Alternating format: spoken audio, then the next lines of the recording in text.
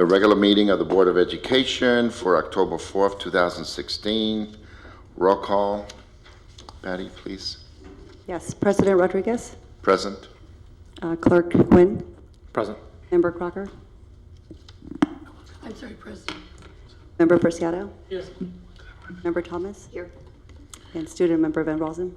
She'll be here in a little while. Okay, we need a motion and a second to approve the agenda unless someone wants to make some changes. Can I recommend a change since our student's running late, that we move her report further down on the agenda, so that when she comes, she can make said report? Okay, you want to move the student report down a little bit? Yeah. Maybe after employee organizations, right before new business, and then we'll determine at that time if, no, that's still not gonna give her enough time, I don't think. How about public comment just before public comment? Actually, we can just make the determination when she does At show that up. time? Yeah. Okay. Yeah, we could just, doing the It's, superintendent's comments, maybe if she's here, you can just give her some time. Okay, with that, we're going to leave it the way it is Okay. for now. Move to approve. Okay, Member Nguyen moves. I'll second. And Crocker. Okay, so please sign in.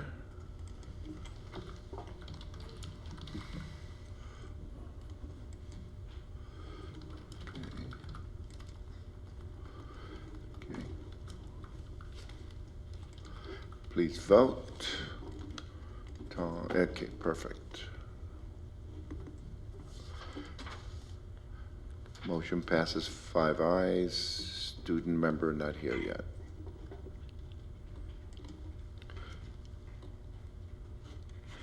Okay, we're getting ready to move into closed session. Before we do that, is there anyone that would like to address the board on any items that are in closed session, which are public employee discipline dismissal, release, conference with legal counsel regarding anticipated litigation, three cases. Okay. Seeing none, we close the comment area and we go to closed session at 6:03. Thank you.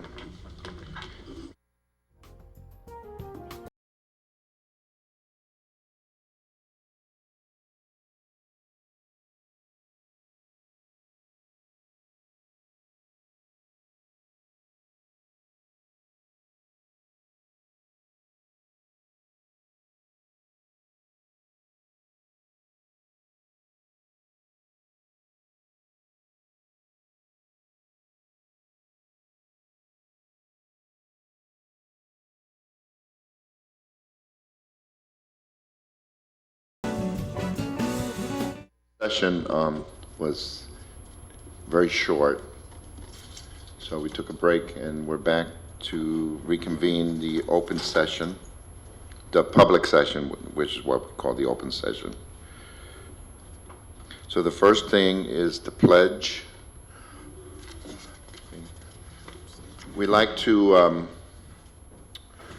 bring a young person up here if there's someone there. And I was looking at Frankie when I said young person. But if there's any students here, oh, right there, the young man with the arm that got into a little scuffle with his brother, right? No. Can you come up for us and lead us in the pledge? Do you mind? Come on. Apúrate. Okay. Go ahead. We'll do what you say. Oh, we need your name if you don't mind. Okay, good.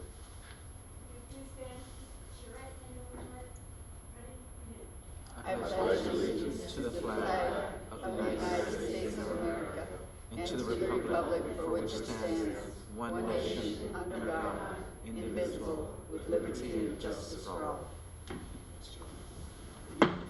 Thank you. So if you can give your full name to Ms. Sandoval over here, Patty, we'll appreciate it. Thank you.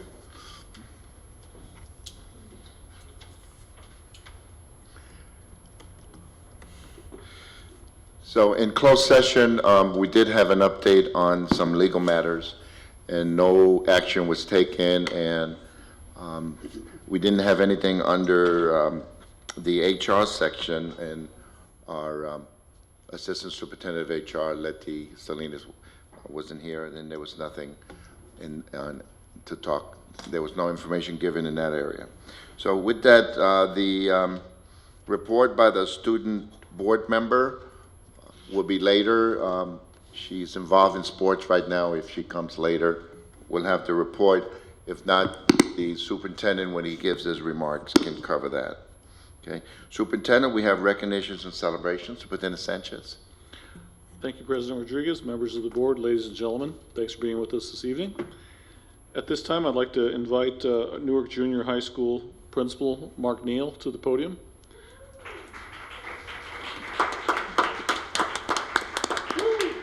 Apparently he brought his own fan club as well, so that's good. Always. Good. Welcome, Mr. Neal. Proceed. So we're doing our spotlight tonight of a fabulous student, a fabulous classified employee, and a fabulous certificated employee. Fortunately, the student isn't here yet. I don't know what happened to him, so I'll just start with our classified employee. So I actually wrote something down, but I wrote it down just for Letty, but I'm just going to go off the cuff and kind of from the heart about these two individuals. Always better. So our first person is our classified employee, and it's Mariela Cervantes.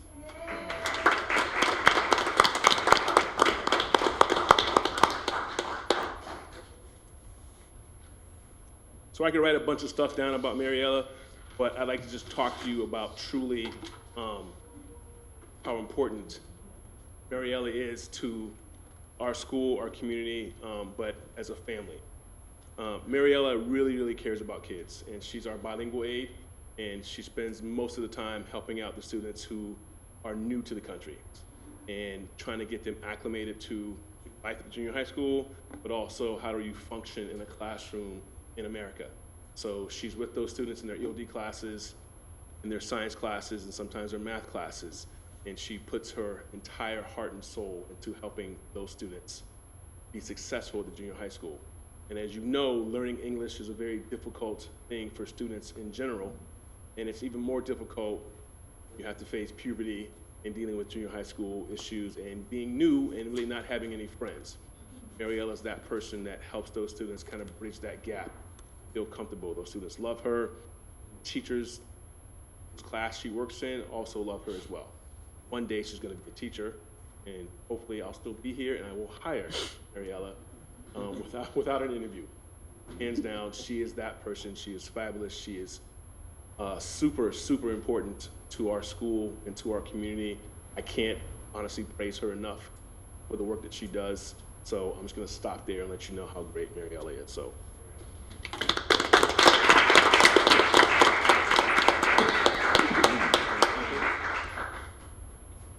I just want to say thank you to my family and my boyfriend. So thank you, and Mr. Neal, and the Newark Junior High staff, and all the amazing teachers. Thank you guys for the opportunity.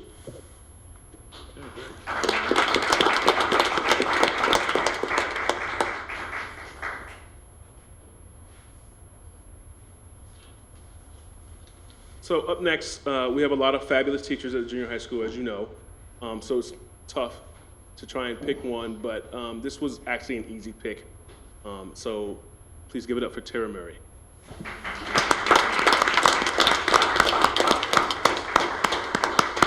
So I'm going to clarify that statement. So it's tough to pick one, but easy to pick Tara because Tara is the epitome of a fabulous teacher.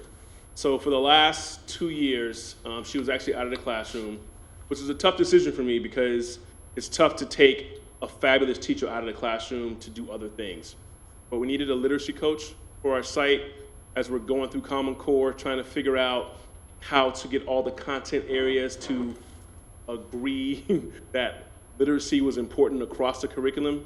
And I had to find the right person that could stand in front of our staff and present that message and have it be well received and have it actually work. And I think Celeste will agree that Tara was the right choice, along with Nancy Quay at the high school, to lead that charge for the secondary level. Tara is awesome in the classroom. Students love her, but even more so standing in front of our staff, the staff loves her as well. She's appreciated as a colleague and as a peer. People look up to Tara, and she's able to stand in front of the staff and explain things to people about why language arts and literacy is important in science, math, social studies, and PE.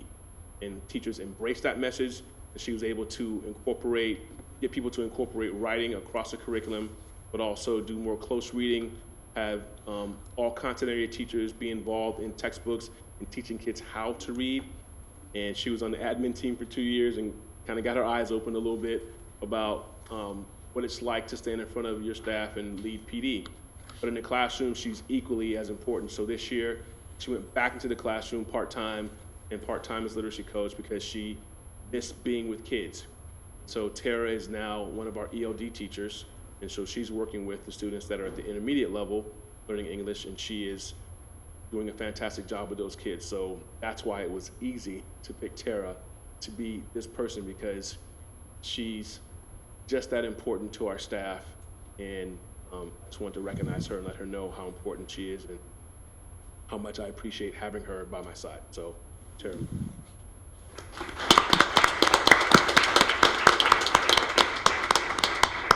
Thank you. It's an honor to work here.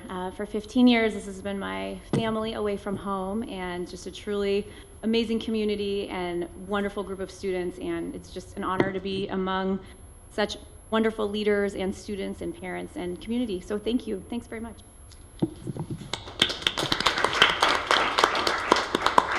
Before I go, I'll just talk briefly about the student we chose. Our student, her name is Margaret Rollins. She actually has a twin at school named Marilyn. And Margaret is one of our 8th graders who's a web leader, and WEB stands for Where Everybody Belongs. It's a group of students who are 8th graders who choose to be leaders at the school and help 7th graders feel welcome at the junior high school. And so Margaret is one of those students who is a true leader at our school. She steps up to help all the 7th graders feel welcome at school, and also she's just that kid in the classroom who excels just because of her leadership and because of the way she carries herself around junior high school. So that's Margaret Rollins. So here, but that's her. Okay, before we finish, well, congratulations to Margaret. We'd like you all to come back up. We're going to take a picture with the board, and we want to recognize you in front of the dais here. So come on back up. And Tara still looks like she's a junior high school student.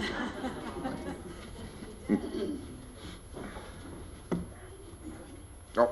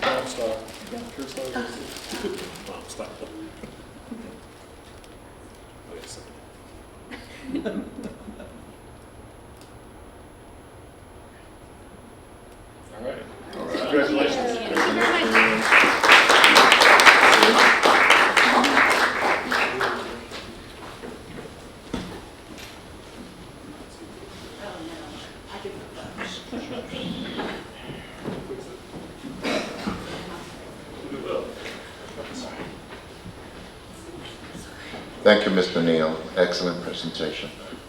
Superintendent? Now we're going to transition to my report, if that's okay with the board and with the president. And this is sort of a recognition, but also a bit of a report on Newark Days. So I'd like to invite Eileen Weeks to step forward and present a little bit about Newark Days, and she's got some recognition to share with us as well. Eileen, welcome.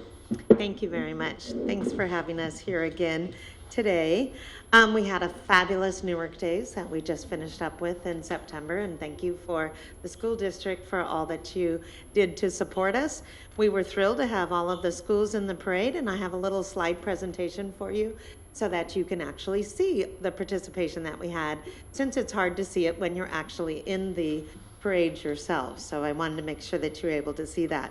We went around to all the schools, and they all got a Community Spirit Award. I swiped Birch Grove Intermediate's my school for the moment.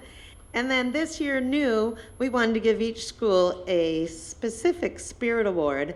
So myself and another school district teacher, we decided what we wanted to honor them on. For example, Birch Grove won for Best School Unity and the Best Barking. They were barking, who let the dogs out all the way down. So I just wanted to share a little bit with you and show you how much that the school district really makes an impact on Newark Days. From some of the employees that are on the board, like myself, that work year-round, volunteer year-round, and so many of the students. So we really appreciate the support. Now I'm going to try my tech savviness here. I'm going to hopefully get the music going.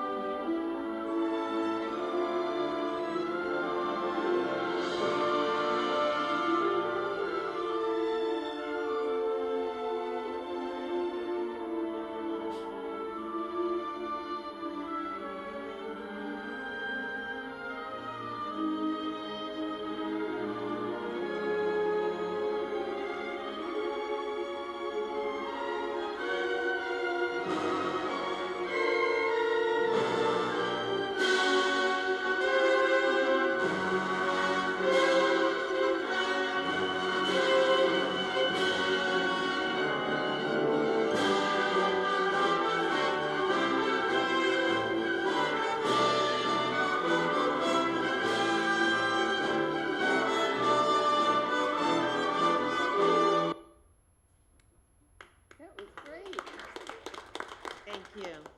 I'm still learning how to put the music with the video. I guess I need to look back at the Google training so I can get that down a little better. So thank you very much. And we really appreciate all the support that Newark School District has done. Even at the information fair, we had both the Newark Teachers Association and the Newark School District both had a booth at the fair handing out bracelets. Thank you very much for the bracelets. All the kids were wearing them on the parade route. So thank you very much. So I think we would also like to take a photo with you. Okay, great. So come on, I know you're ready. You got your shirt on. I've got my shirt on. Okay. Can I hold the awards? Yeah, please. All right. Thank you. Something new. Somehow Even they though all you have recognize something. us, we still take a photo. Oh my God, so every school has something, right? In addition to the drug thing, that's good. Thank you.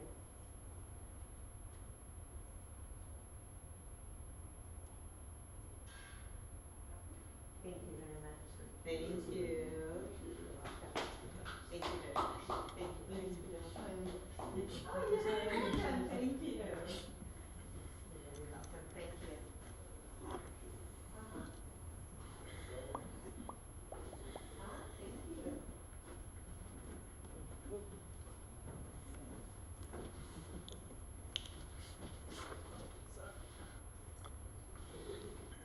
you. Okay. Next part of my report, I just want to remind everyone that we will have a study session on November 1st at 5:30 here in the boardroom, or, yeah, I guess it will be in the boardroom, with the California Collaborative for Education Excellence. This study session is going to be an update relative to how the California Collaborative will be working with our district, potentially for the next 2 years as a suburban example. And they're going to assist us for 2 years in helping us make sure that our LCAP is a live, living, breathing document, and it comes at the cost of $0 to our district. So we can't say no to that. So they bring a lot of training and expertise to help us, and anyone that's interested in seeing what that really entails is welcome to come to that study session. And November 1st, 5:30, by the CCEE. Carl Kahn, the executive director, will be here. So I just want to remind everyone watching our broadcast and anyone in the audience that that's what we'll be doing. I also would like to, next I would like to remind everyone that the Newark Unified School District has posted its community engagement survey on our website in English and Spanish. There also will be copies of paper pencil surveys that will be available at all schools. I believe by this Friday is our target date to have those printed. Is that shooting for Friday? But we'll have paper pencil as well, and our goal is to try to get as many parents and community members to complete the survey either online or paper pencil. Hopefully by the end of October. We're going to try to use all of October to collect as much information as possible, and that's really good for us to see and good for us to make sure that we have input from everyone, especially people that haven't traditionally had a voice, or people who feel that they have a strong opinion to share with us as a board or as a school district. So please get online and complete it, or we'll have copies at your school coming soon. And let me give you an example of how that information will be used. In the survey data we've collected so far of all of our administrators and about 264 employees now, one of the things that came out of the survey that was a suggestion to the board and to the superintendent is they wanted to see us become more visible as a team. So relative to that, I'm going to be putting together a pretty simple 2 weeks at a glance, or maybe a month at a glance, kind of a calendar that maps out when cabinet members like myself and or board members that want to join will kind of take turns splitting up events and going together to events. So in the survey data that we've compiled, a lot of our employees and community feel that it's important to not only to see us be visible individually, but to see us together working as a team. And that's something that's pretty easy for us to begin doing. So we're still in the process of putting together a simple calendar. I know we're talking about a Google Calendar as well. This is really even more basic than that, something that could be public, so people know where we're going to be on certain nights, but just very simple. But we're in the process of asking principals, you know, what are the types of things you would like to have a board member and a cabinet member come to attend? We'll plug it into a simple sheet that can go on the fridge, and we'll take turns maybe sharing that with the board at 2 weeks at a glance. And as long as we have only 2 board members, we can do that without posting it as a meeting. Is that correct? So just something we're working on based on the feedback that is given to us in surveys. It's a very simple one. You'll see more of that coming forward, but we really do need everyone to give some input and not be afraid to be honest with the survey to help us do a better job representing the community. So I believe that is everything I had in my report. If there's any questions or comments, I'm happy to take those this time. Superintendent, I personally wanted to thank you for your perseverance and persistence in getting as many community members to submit the survey, because in the past, it's tough to get a good percentage in any kind of survey. And, you know, it's my understanding we're still having individuals fill those out. Yes. And so we're at, it sounds, you know, we'll get a good percentage, and we're after more. So thank you for doing that, because the more we hear from our community members about how we're doing, the better off we are, so we can make changes or whatever we need to improve. Anybody else want to add to that? Okay, if not, we'll move the agenda along, and no later than 8:30, we have public comment on non-agenda items. That's, anyone can come up and address the board on any item that is not on the agenda. Do we have anyone that's filled out a form? No. None? Okay. So we move on to the consent agenda. And on the consent agenda, we have item A, which is personnel item. So we have A1 only tonight. So I need a motion and a second, please. I'll move to approve. A1. Member Nguyen moves. I'll second. Member Crocker seconds. Okay, please vote. On this one, the student member, if they were here, they wouldn't be able to vote on this one. It's personnel. So, okay, motion passes 5 ayes. On the non-personnel, if the student board member was here, they would be able to vote on this one. So we have item B1, approve school attendance review board membership roster for 2016-17. B2, approve curricular overnight trip request for Kennedy Elementary School 6th grade students to travel to science camp. Can you do B3 for me, Member Crocker, and B4? I'm not sure you want me to talk, but I'll try. No, I can do it then. If I can go ahead. Okay, and do go it. ahead, thank so you. it's number 3. Acceptance of the 2015-16 adjusted unaudited audit. I'm sorry. Oh, the resolution for the week, number 2026 for the week of the school administrator. Thank you.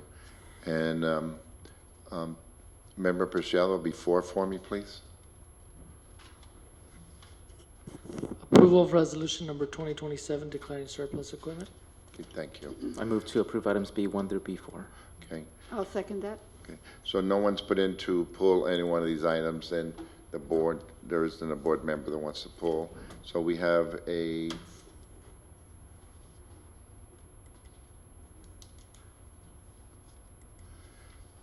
motion and a second. Please vote. Motion passes 5 ayes. Thank you. So we move into board comments on consent and consent agenda items. Seeing none. Can do we you- read the resolution? Sure, sure. You want to start, Member Thomas, if you don't mind? The week of the school administrator, whereas leadership matters for California's public education system and the more than 6 million students it serves. And whereas school administrators are passionate lifelong learners who believe in the value of quality public education. And whereas the title school administrator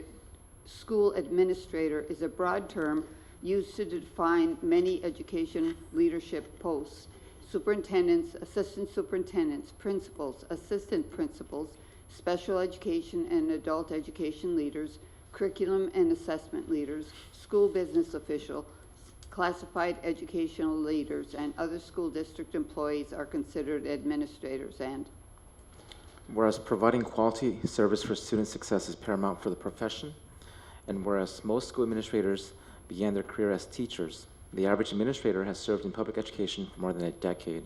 Most of California's superintendents have served in education for more than 20 years. Such experience is beneficial in their work to effectively and efficiently lead public education and improve student achievement. And whereas public schools operate with lean management systems, across the nation, public schools employ fewer managers and supervisors than most public and private sector industries, including transportation, food service, manufacturing, utilities, construction, publishing, and public administration. And Member Preciado, I'm going to skip Member Crocker because this will give her a break. whereas school leaders depend on a network of support from school communities, fellow administrators, teachers, parents, students, business, community members, board trustees, colleges and universities, community and faith-based organizations, elected officials, and district and county staff and resources to promote ongoing student achievement and school success. And whereas research shows great schools are led by great principals and great districts are led by great superintendents, these site leaders are supported by extensive administrative networks throughout the state. And Want to finish the last two whereas, and then I'll just finish to be resolved, if you don't mind. And whereas the state of California had declared the second full week of October as the week of the school administrator in Education Code 44015.1, and whereas the future of California's public education system depends upon the quality of its leadership, now therefore Be it resolved by the governing board of the Newark Unified School District that all leaders in the Newark Unified School District be commended for the contributions they make to successful student achievement. Passed and adopted this 4th day of October 2016 by the Board of Education unanimously. Okay, thank you, everyone. Appreciate that.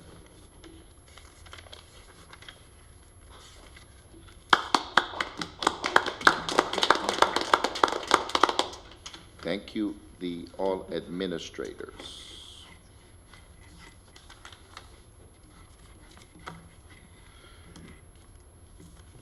Okay, we now have employee organizations. Do we have anyone from CSEA, from NTA, and from NUMA? Okay. No. Okay, seeing none, we got a new business. Item A, Board Policy and Administrative Regulation 6158, Independent Study. It's open for discussion. We have no one that put in a, okay.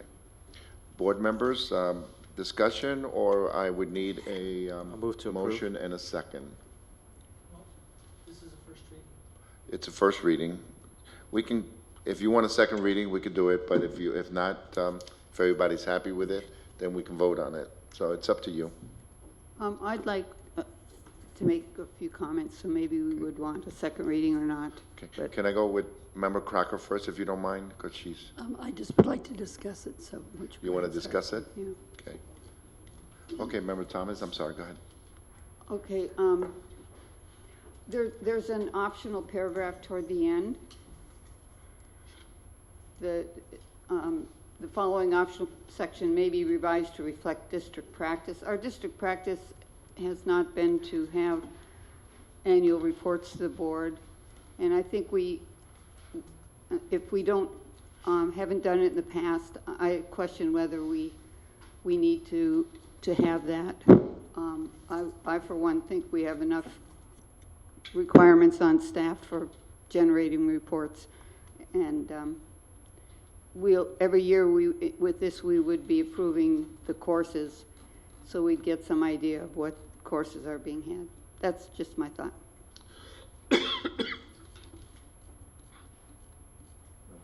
Yeah, I just have a couple questions of Ed Services.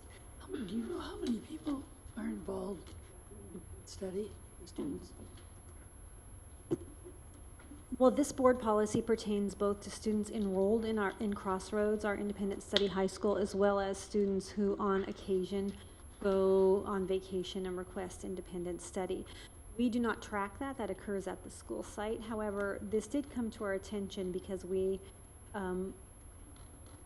have information that there's some inconsistency in how the independent study is administered across sites. So we wanted to go back to this and revisit it so that we could have consistency across sites, something that parents could refer to so we're sure that everyone is being treated equally. Do you want to add anything to that, Bill? Yes, thank you. Good evening, Board. Principal Mark Lopes at McGregor the Crossroads long-term independent study site has indicated a willingness and a capacity to serve more than only 9th through 12th graders. He has the capacity and the ability to serve elementary students in long-term independent study, which we have not had in this district about 5 years. So that's part of this update as well. I think, I think that the people at homeschool might well utilize this, and I'm not sure they understand it's available to them. So it might be something that we need to do a little outreach. Yes, and at the direction, if I could interrupt you, of Dr. Hilberg, my staff and myself, we've prepared a flyer, an information flyer to have on the counter for students and their parents going on a vacation. You need long-term help. Are you thinking about homeschooling your child? Here's a way to help achieve what you want. On the back of it, we have a little very simple flow chart that divides into short-term site-based and long-term crossroads-based. That's for the elementary, specifically for elementary. If we need to, we can develop one for the secondary sites. Do you have any idea about the number of students that are utilizing independent study at this point? Off the top of my head, no. We do have the enrollment figures in the synergy system for the long-term crossroads. The short-term site-based independent studies, that is recorded in the synergy system, but it's not something we've done in the past. We could find that information out either through reports we could generate or find a way to generate, or just canvassing the 8 elementary sites. We currently do have 46 students enrolled at Crossroads Elementary, and then the other is, sorry, did I say elementary? Yes, you did. Crossroads. There are many ways that students can get online kind of classes, and I think it would be something that we need to make really clear to people what their options are, so it may be for expanding their in-depth an interest that they have, or something that they would like to have that they can get online that they couldn't get in the classroom. So I'm excited about this, and I'm assuming that you have gone through this and it looks like it works for you in terms of the way the CSB had said it. If you don't mind, I agree with Member Thomas. I think we should take it back. There's one typographical error in each of the board policies and administrative regulations. I'd like to clean that up. Okay. There's a grammatical error in one that Thomas found. I'd like to clean that up. And if the board would choose not to include that paragraph in board policy 6185 at the end, that being a requirement, we can certainly take that out if it's 85 or 58? 6158 or 85? 6158, the board policy. Member Thomas? I'm kind of curious, do we have any record of students that have asked for an inter-district transfer to a district that has a homeschool program? Yes. We haven't had requests for that for approximately, say, 3 or 4 years. San Ramon Valley Unified School District operated they called it Venture program, which was independent study for the full range, kindergarten through high school, and it offered it as a homeschooling option. So if we wanted to homeschool, it seems to me that Mr. Lopes' staff is focused on secondary. Would that be problematic in his being able to have staff that can relate to homeschooled children? Because I understand we would get the ADA and they have to come in and check in with staff and so forth. So the rules that are in here would apply to them. And the good thing is we get the ADA. The other part is I'm wondering about staffing. Well, also, in addition to ADA, need money, but the kids get a better quality education overall, we think. Some parents are very diligent and do research online options. Some families are not quite so diligent. But going through an independent study through a public school district, there's requirements for publication and curriculum and materials and attendance, and all that's taken care of if the student's in independent study, and the parent still has the benefit of working with their own child. They don't have to plan the curriculum and go out and purchase a book. It's all provided for them. Would we need an elementary level staff member to work with those children? Mr. Lopes last year determined that he had the capacity last year. He currently has one staff member with a multiple subject credential who could teach the elementary grades. Okay. I had a question, Mr. Nguyen. The independent study, how do we get the ROP program involved in having that as an option for students? Do a lot of our independent study kids go to ROP, or I know a lot of them work on, and go to school, but I'm just wondering. I'd have to do some research. I'm not aware that any of the high school ROP, Crossroads students are taking advantage of classrooms at ROP.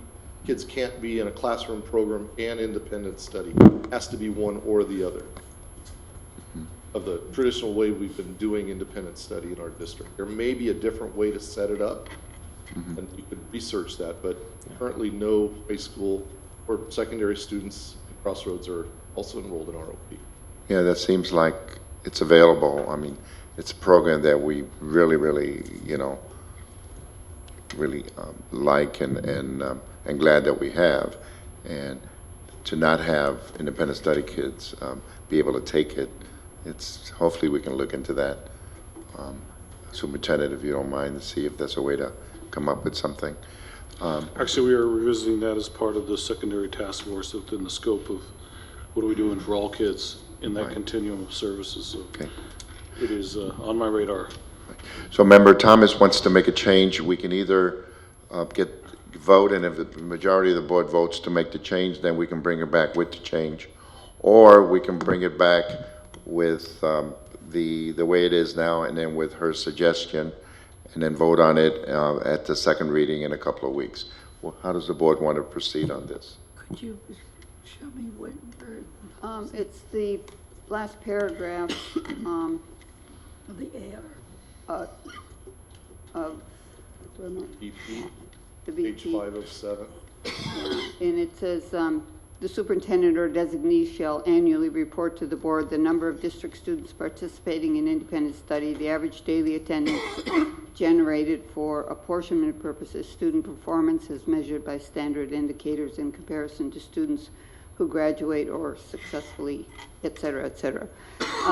It just seems to me that we haven't done that in the past, and that it just puts more work on staff, that this is something I assume they're doing behind the scenes anyway.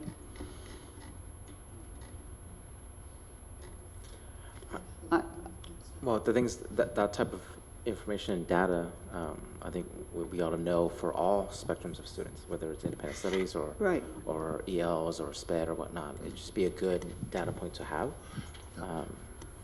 I also like having that information in there. That doesn't mean that we need to have a formal report. I mean, there's different ways of getting information to the board that wouldn't take up too much of staff time. Dr. Hilberg, what do you think about that? We're fine going whichever way the board prefers. Okay. So, you want to, then can we bring him back with the language the way it is, and then with Member Thomas's suggestion, and we can have more of a discussion on it when we bring it back for the second reading. Is that okay? That would be my recommendation, and I think that just as a point of order, I think what might be helpful is I'd like to maybe code the agenda in the fashion of, in the column where it shows on the agenda, let me pull it up here. So new business, board policy, I'd like to list where, on the right-hand column where it says discussion, first reading and discussion / edits. Then we'll come back for second reading and possible adoption unless you guys decide to put it forth to a third reading. Because then what we can do is have this discussion, we can capture the edits, go make those edits, come back for a second reading and potential adoption, just as a way for us to show that to the audience and a way for us to track it internally. So Board, it's I don't something I'm have any familiar problem with with, and I that. think it Yeah, makes it easier for staff. We used to do that. We used to have 2 readings for everything. And it gives us the opportunity in a case like where I found a bunch of minor typos to have those addressed and brought back without reading them out at the board or approving an agenda item with modifications. Yeah, we have it as, not to interrupt you, Superintendent Sand, we have it as first reading where we can actually vote on it, because sometimes we get board policies that everybody's fine with. Right. And then we also have the option of bringing it back as a second reading. But I'm okay with you, with your suggestion. Member Crocker? I was just going to say that we had a big discussion, and I think that it depends upon the policy as to whether we need to have 1, 2, or 3. Sure. Just sort of leave it open. Yeah, I'm just kind of leaving it to, I'm just trying to code it easier to read the agenda. No, And make it, if someone wants to make a comment, like in a second reading, Right. that they, just to code the agenda a little bit. Right. It's really not changing anything other than No. bolding this and titling it differently. That's all. I don't have. Semantics. Anyone else have I think it's a great suggestion personally. Anyone else? We can make those edits and bring them back for second reading. Okay. Member Crocker, you done? Okay, so we're going to bring it back. Mr. and Rodriguez, we actually still have an active motion on the floor unless Mr. Nguyen is going to withdraw his motion. Did you want to? I'll withdraw if Withdraw the you want to motion. bring it back, that's fine. Okay. Thank you. I don't think anybody seconded it, so it wouldn't be a motion. No? Kidding. So, isn't that true? A motion without a second is not a motion? Yeah, I think that's right. But thank you, Brian. So with that, we move to item B, Board Policy 6152.1, Placement in Mathematics Courses. Dr. Hilberg? Thank you. Yes, this is a new policy that came out last year, and we're bringing it to the board. It basically is saying that the district, any district that serves students in grades 9 should adopt a math placement policy. And so it's basic in that respect that it just says we need to adopt one. I did, however, in addition to this, also put on the website the math placement policy that we did approve at the last meeting. So that's available, and I put in the changes that you requested, as well as some additional items that Nancy, Member Thomas had wanted. I put them in a footnote as opposed to in the table. Okay. Discussion, board? Move to approve. Member Nguyen moves. Member Crocker seconds. Member Thomas? I guess I have a few questions. The current, the footnote doesn't really go into any detail about the protocol or the process we follow. So how do parents know who gets tested, when do they get tested, how do we determine those that are tested, if assuming all of them are tested, which ones get placed in algebra in the 7th grade, which ones get placed into accelerated 7th grade math, which positions them for algebra in the 8th grade, and how do we measure to ensure that we are ethnically balanced, that we're not leaving out any specific ethnicity in the way we administer that? That's a great question. The footnote actually goes into pretty good detail, so let me go ahead and read that. Sixth grade students are encouraged to take a junior high placement exam. They go to the junior high school to take that exam. Placement in Accelerated Math 7 and Algebra 1 is determined by test performance. Students taking Math 7 are recommended for Algebra 1 based on a final exam score and teacher recommendation. And Accelerated Math 7 with 80% or higher, students who achieve that are recommended for 8th grade Algebra 1. Students in Algebra 1 and 7th grade with a B or higher go to 8th grade Geometry. 8th grade students with a C or higher in Algebra 1 go to Accelerated Geometry. 8th grade students in Geometry with a C or higher are recommended for Accelerated Algebra 2. During the first quarter, teachers may recommend that students showing greater proficiency be placed in a higher level math class if it doesn't jive with the scores that they receive on their tests.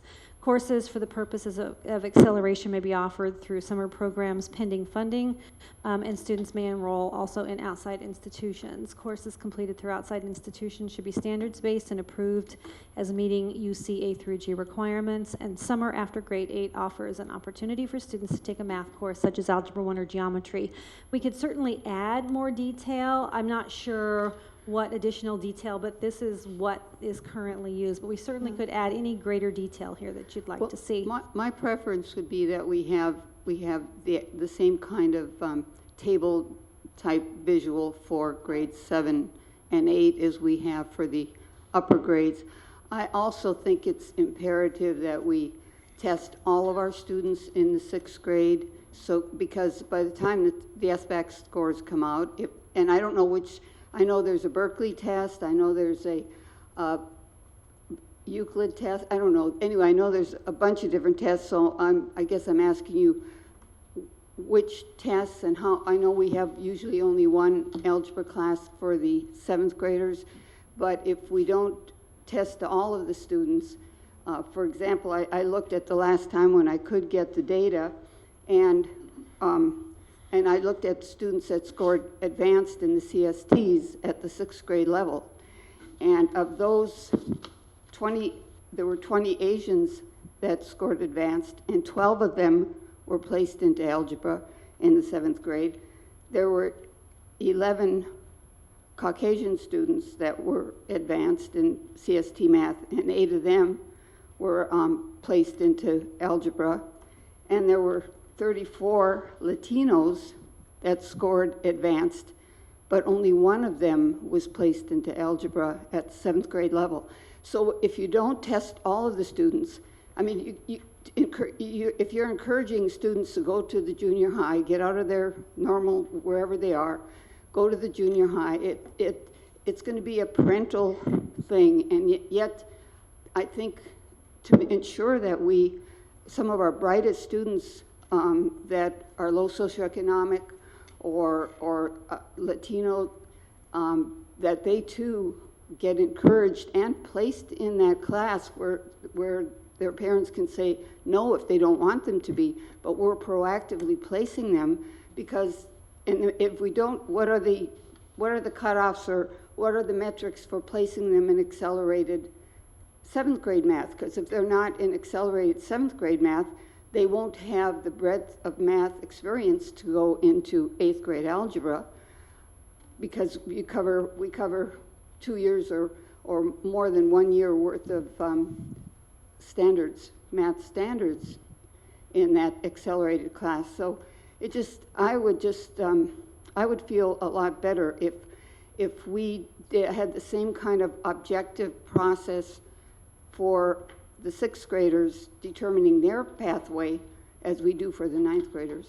Good. I think it is an objective process. However, I do agree with you completely that by encouraging all students to participate in the placement exam, and in reality approximately 50% do, it very well could be that we should reach out to all of our 6th grade teachers and administer this assessment at their sites rather than asking them to come to the junior high. And we very well could pick up those additional students. So that's a change that we absolutely could and should make. And make that part of the protocol, that all 6th grade students are tested, and that the ones that score the highest are objectively placed in that course unless their parents don't want them to. can certainly do that. And the Thank you. same thing with what are the, if we have this on the website, the way you read it, it doesn't tell me or parents what the test is, how many, when it's given, how many, what's the cutoff? Are we going to have only one algebra class in the 7th grade, or if there's multiple students, if there's 2 classes worth? What is the cutoff to send the kids into accelerated 7th grade math and so forth? Great, well then let us work on elaborating further in the footnote, and we will get back to you, and if you want an additional table, we have no problem with that. And something that Mr. Neal and I have been working on is we realize that through concerted efforts, we've been able to get equity and participation in our AP courses. And we thought if we can do it on the AP end of their secondary careers, we could also do it at the beginning. So we've been discussing ways to go about doing that as well. But your suggestions are valid and appropriate. Thank you. Just for clarification, we have excellent suggestions by a board member, but the majority of the board would have to approve that. So if we can bring it back with Member Thomas's suggestion, so we can have for a second reading and have more discussion. Wait, hold on. Member Preciado, I'm sorry, I have to go with him. Okay. Well, I did want to echo Member Thomas's points in terms of that piece for the 6th grade. I just had a question in terms of the footnote, maybe because I didn't see, it's not in the BP, is it located somewhere else? Oh, the board policy is different than the actual pathways that we approved last week. Okay, so. We approved that, or 2 weeks ago, and that is online. So then I had brought it's the making diagram. reference to that. Okay, so that, I just wanted to be clear, okay. Yeah. And is that why the AR is not here? Because we put the BP and AR for independent study? There's no AR for this particular board Okay, policy. so then I guess that framework or that process would be sort of like the AR, I guess, because that's how you implement it? Well, it was actually a separate board policy. Oh, okay. Okay. Member Crocker, then Member Nguyen. I don't think that we are looking to have that much detail in the board policy. Yeah. And we're looking for just the cleanness in how we go ahead and do it. Yep. Something the staff would do. I would agree. The board policy is ready to